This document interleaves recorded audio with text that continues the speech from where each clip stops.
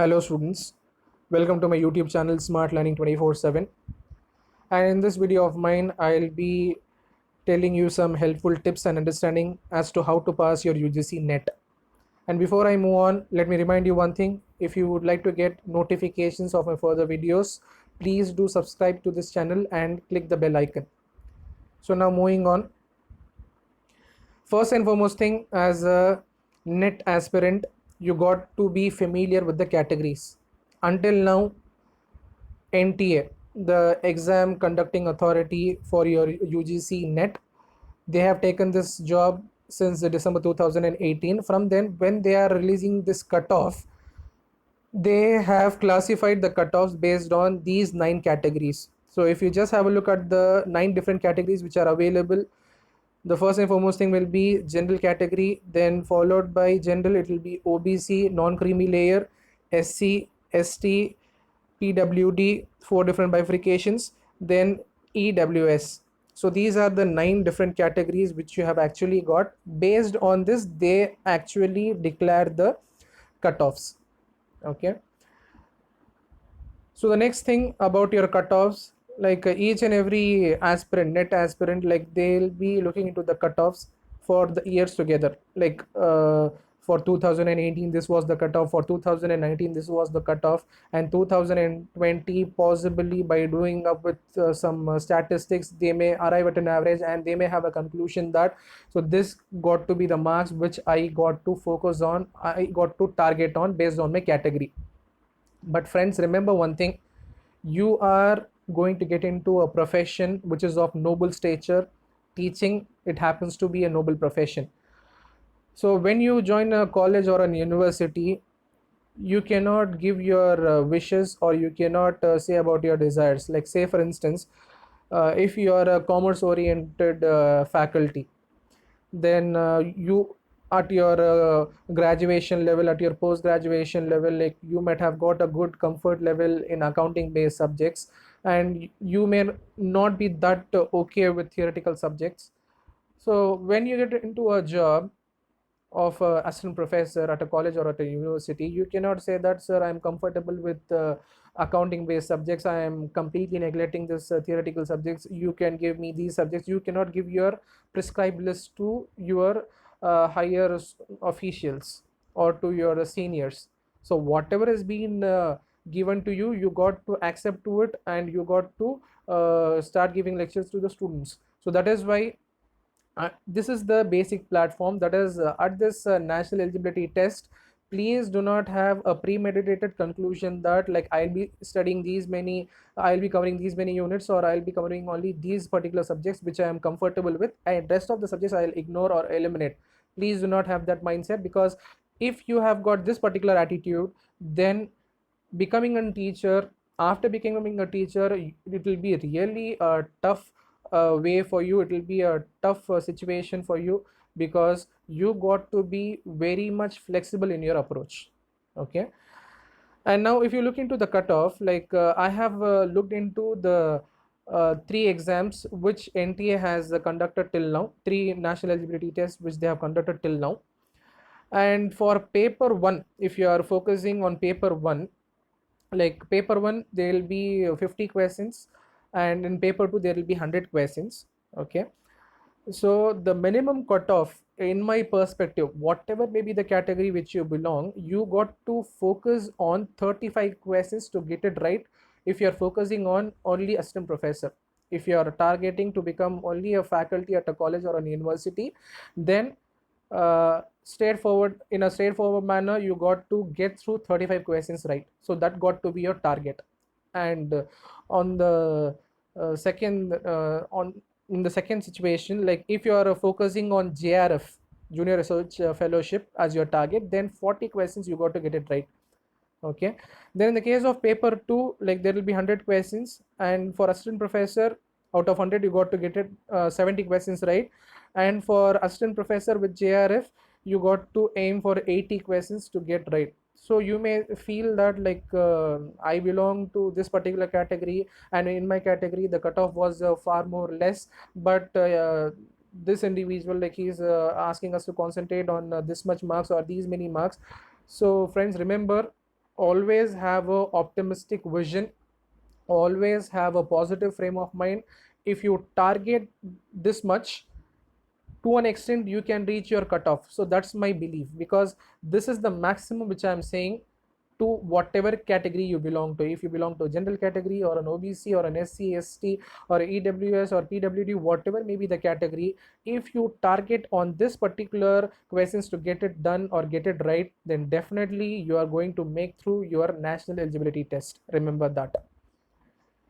Then the syllabus part. In the case of your syllabus, like we are already familiar, we have got two different papers, paper 1 and paper 2, and each paper has got 10 units each. Okay, and in the case of your paper 1, it is common for all the subjects.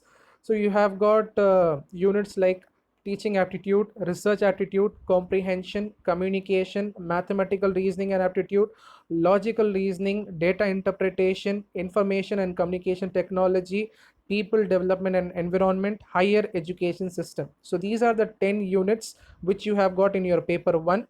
And in the case of paper 2, like there are 81 different specializations for which NTA conducts net examination. So that is not a feasibility to mention all the 10 units for 81 different subjects. So you can go to the NTA's website and you can have a look at the units which has been there for your specialization. Okay, and if you are focusing on only assistant professor, then for paper 1 and paper 2 you got to be well versed with minimum 7 units. Okay, and if you are focusing on JRF with assistant professorship, then you got to be well versed with minimum 8 units in both your paper 1 as well as paper 2.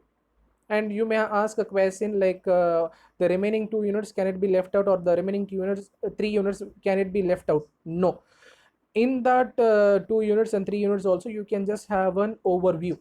Okay, you can just have an overview, so that like if you get any questions in your comfort level, then you can answer to it and you can boost up your chances of getting through in your national eligibility test. Okay, then one more important question which each and every aspirant has is coaching required? So my answer to this will be definitely not. Coaching is not required, because there are so many sources, or there are ample of sources available in your internet. So if you browse through the internet, you will get so many sources, there will be so many inputs available in the internet itself. So going for any coaching, that is not that much required. But if you are a kind of individual who feels that I want an individual who is frequently giving me some information, and who is frequently educating me on the different units, then it's your decision, it's your discretion. You may get into coaching as well. But the students who are not that monetarily sound, who have a question, should I go in for a coaching? So my answer to is that coaching is not required, it is not that mandatory. Any sources for preparation? So this is the next question which so many aspirants have got, which is what are the sources for preparation? Okay, so in the case of sources for preparation, your first and foremost source will be the books which you are studying. Okay, so if you are preparing if your specialization is commerce or economics or mathematics, then whatever books which you are referring for your normal graduation or post graduation, that can be considered. That will be the best source for your preparation for your paper 2. And in addition to that, if you want to have a precise approach, or if you want to learn the summaries of it, or the exact things related to your portions in your net based on your net syllabus, then the best thing will be upkar. Upkar publication, like they actually publish books for both your paper 1 as well as paper 2. So when I cleared my national eligibility test way back in December 2010, so this was the publication which I used for my preparation. So Upkar publication, it is best. And there are so many other publication houses also who publish paper 1 and paper 2 based books for national eligibility test. So whatever is your feasibility level, whichever author you feel best or good, you can use those publications. My personal recommendation was Upkar because I personally use it for my preparation when I cleared my national eligibility test. But it's your decision actually to decide which author or which publication house to select. Okay, and one more thing, one more source will be to go through the question papers, the questions which has been asked in the previous years. Okay, so that you would get a good knowledge or a good idea as to how the questions have been framed, as to how the questions has been devised by NTA. Okay, so two important sources.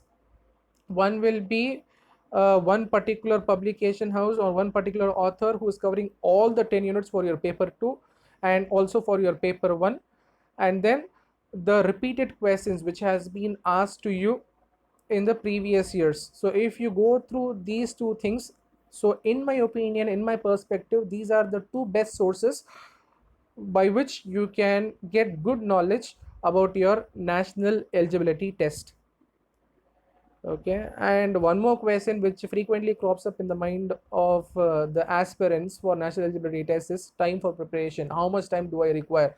So, will I have to prepare for 1 full year or 2 full years or 5 years, right from my first year of graduation till my fifth year of my post graduation? Because 3 years of graduation, 2 years of post graduation, for all the 5 years, should I keep on preparing for this national eligibility test? You might have a question, but the situation is that it depends on the individual capability or potentiality.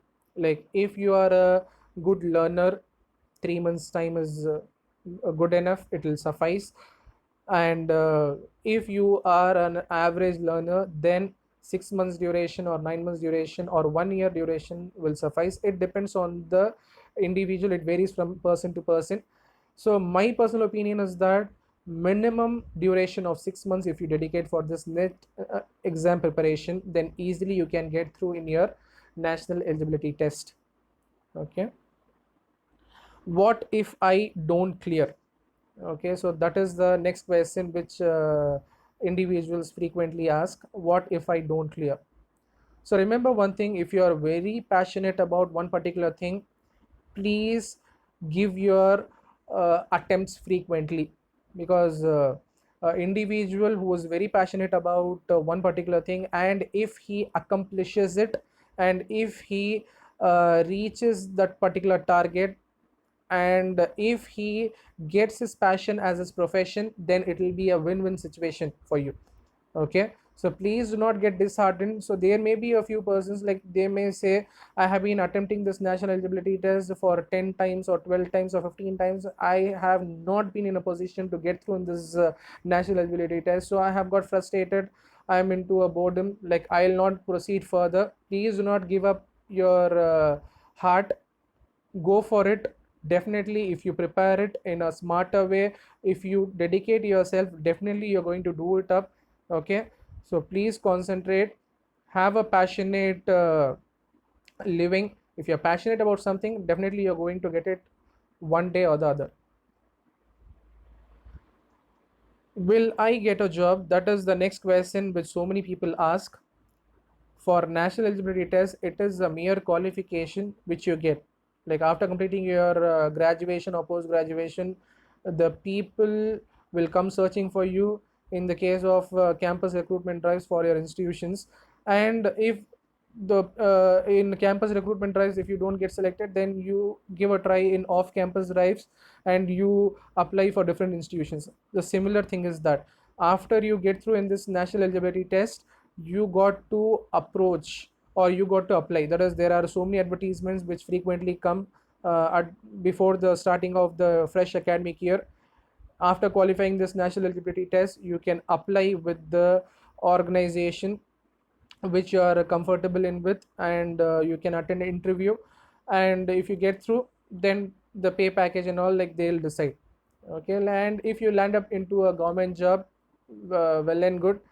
Okay, like the starting pay package, the basic pay itself, it will for now the seventh pay commission is going on, and the basic pay itself you'll get like 57,700, and your take home salary will be somewhere around 55 to 60,000 rupees per month. Okay, so it's a good job, it's a noble profession. if you are into teaching, and if you are very much passionate about your teaching profession, please do concentrate on this. Definitely you are going to get it done. So the final piece of advice will be that, like, for your national eligibility test, the NTA, since December 2018, they are holding this national eligibility test in online mode. And so many individuals, like they may be belonging to some interior towns or villages, and they may say like, I'm not that used to attending online tests and all. Like for this particular inefficiency in a few individuals, the national eligibility test which is being conducted in an online mode, the NTA is facilitating by providing mock exams, or mock links are being available in the National Testing Agency website. Like you can take the mock test, and there are a few test series also available in various internet platforms. So you can get into it, and you can get used to or get familiar as to how to attend your online based exam of your national eligibility test. And I hope like this particular video might have given you a good amount of information as to how to get through in your UGC's national eligibility test. And my final piece of advice is that please be passionate, please do not give up your thinking or your dream. Go for it. One day or the other you're going to make it for sure. All the very best, and I hope from this information which I have given to you in this video, you will definitely one day or the other become a faculty or a teacher for sure. Thank you one and all. And if you have got any clarifications or queries to be made, please feel free and leave a comment in the comment box section. And if you want me to cover up any topic in national eligibility test, please drop a comment in the comment box section, and I'll definitely try my level best to help you out. Thank you one and all. With one more video relating to your national eligibility test, I would meet you guys very soon. Thank you.